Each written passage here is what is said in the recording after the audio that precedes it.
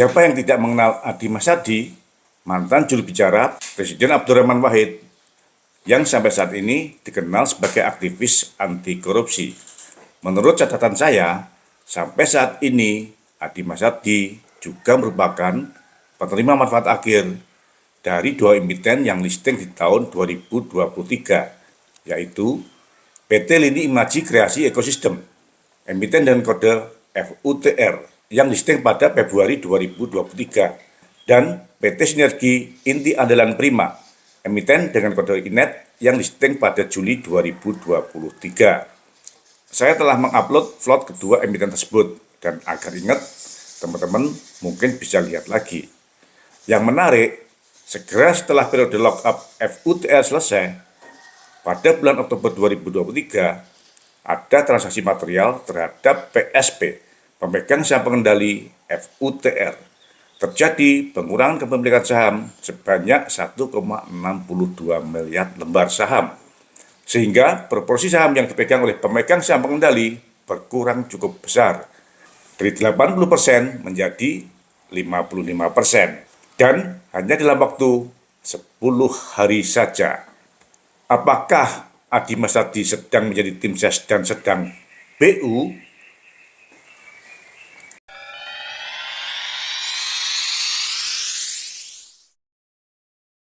Selamat datang di Investor Level C. Kami coba sharing aspek fundamental agar teman-teman bisa tetap tidur tenang meskipun banyak badai di bursa. Tonton sampai habis ya. Semangat sehat teman-teman Investor Level C, investor yang fokus pada karakter pemegang saham pengendali. Ada kabar baik apa hari ini? Kali ini saya akan sharing tentang emiten dengan penerima manfaat akhir aktivis anti korupsi. Tentu dengan harapan akan bisa menjadi emiten yang dapat memberikan manfaat bagi investor retail.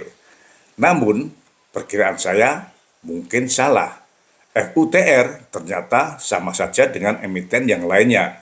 Bahkan FUTR sepertinya akan menjadi emiten dengan pengendali pemegang saham retail, yaitu emiten dengan pemegang saham retail yang menggenggam lebih dari 50% saham yang beredar dengan hak suara.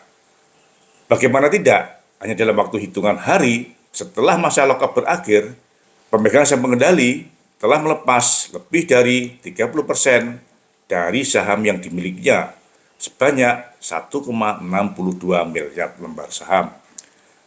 Masa lockup adalah periode waktu tertentu di mana pemegang saham lama yang memperoleh saham sebelum 6 bulan dari tanggal listing dinyatakan efektif oleh OJK dengan harga di bawah harga penawaran umum tidak diperkenankan untuk menjual saham yang dimilikinya. Biasanya masa lockup ini selama 8 bulan sejak tanggal listing. PT Investasi Gemilang Maju atau PT IGM memperoleh saham FUTR pada 22 Agustus 2022 dan FUTR listing pada 27 Februari 2023. Tanggal efektif listing 10 hari sebelum tanggal listing atau tanggal 17 Februari 2023. Sehingga sesuai dengan POJK nomor 25 tahun 2017, PT Investasi Gemilang Maju atau IGM adalah pihak yang harus melalui periode lockup saham selama 8 bulan. PT IGM tidak diperkenankan menjual saham FUTR selama 8 bulan sejak tanggal listing 27 Februari 2023 atau sampai akhir Oktober 2023. IGM, PT Investasi Gemilang Maju, baru melepas saham FUTR pada tanggal 21 November 2023 di harga hanya sebesar Rp10 per lembar. Pembelinya PT Maju Terang Bangsa atau MTB. Lalu pada tanggal 22 November 2023, PT MTB menjual saham FUTR di harga rata-rata Rp72. Dan pada tanggal 23 November 2023, PT MTB kembali menjual saham FUTR di harga rata-rata Rp80. Jadi, dengan selisih harga ini, menurut saya sangat janggal apabila tidak ada hubungan afiliasi antara PT IGM dengan PT MTB. Mestinya OJK bisa memberikan penjelasan. Nah, total jumlah saham yang dijual IGM kepada MTB sampai saat ini sebanyak 1,615 miliar lembar. Dan saham yang telah dijual MTB ke retail sebanyak 1,238 miliar lembar. Artinya, sampai saat ini masih ada sebanyak 376 juta lembar saham FUTR yang dipegang oleh MTB dan dibeli di harga Rp10. Padahal harga pasar saham FUTR saat ini nyandar di Rp50. Jadi, saham FUTR masih berpotensi untuk diguyur oleh MTB.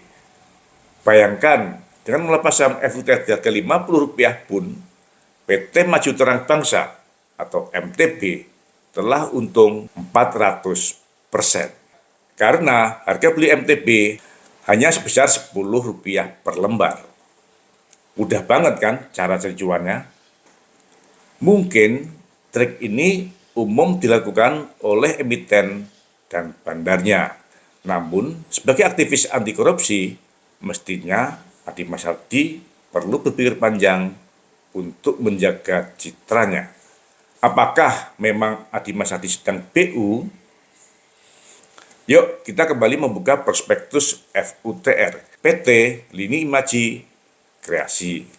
Saya dapatkan bahwa PT Investasi Gemilang Maju atau IGM baru memegang saham FUTR pada tanggal 22 Agustus 2022, 6 bulan menjelang listing, di harga transaksi Rp10 per lembar.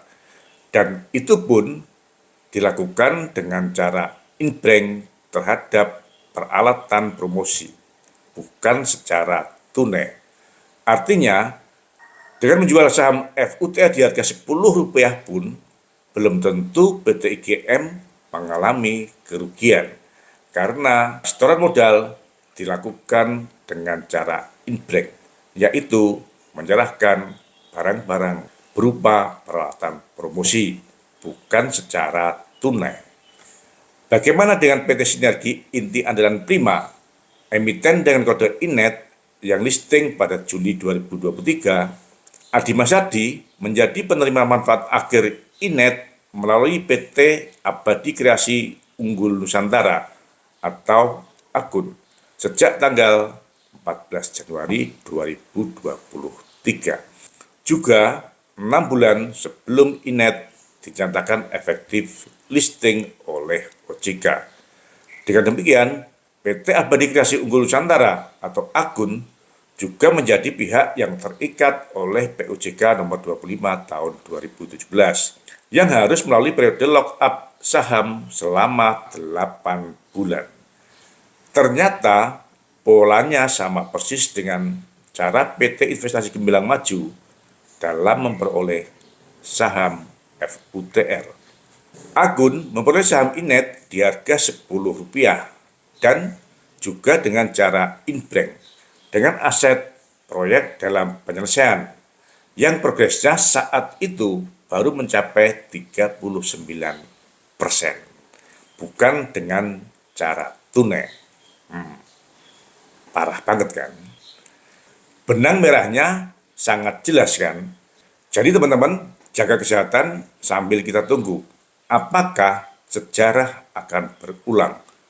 Masuk ke perusahaan secara in-bank, lalu menjadi pemegang saham pengendali, kemudian listing dan menunggu masa lock-up, lalu melepas sahamnya. Apakah Adi Masyardi akan segera melepas saham INET segera setelah periode lock-up selesai nanti di bulan April 2024? Kira-kira Adi Masyardi masih BU enggak ya? Semangat ya! Terima kasih telah menonton. Jangan lupa kasih komen agar channel Investor Level C dapat lebih berkualitas. Dan jangan lupa sharing agar teman-teman yang lainnya bisa mendapatkan manfaat dari channel Investor Level C. Terima kasih.